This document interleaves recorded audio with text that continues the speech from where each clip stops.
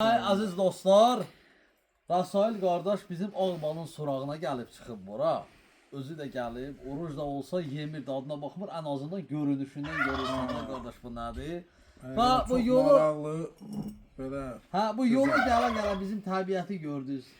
Necə bir təsir Təbiətdən yoxdur qardaş. Bu ancaq yayda. Qışda. Bura ancaq yaydı. Yay gərək bura gələsən. Gördüyünüz kimi Elə bir ki. bir balon ağbal inşallah qardaşa veririk. Kim də bax bu qardaş kimi gəlmək istəsə gəlib yerindəcə ola bilər. Bəli.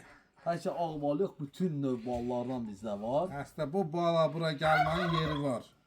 Yay, qış fərqi yoxdur. Bəli. Hər biriniz. Elə bir ki. Malmalat deyim malmalat. Bu indi inşallah bunu imsakda yeyəndə görərsən nədir bu. Bu gün inşallah bismillah eləyərik. İnşallah. İftarda. İnşallah.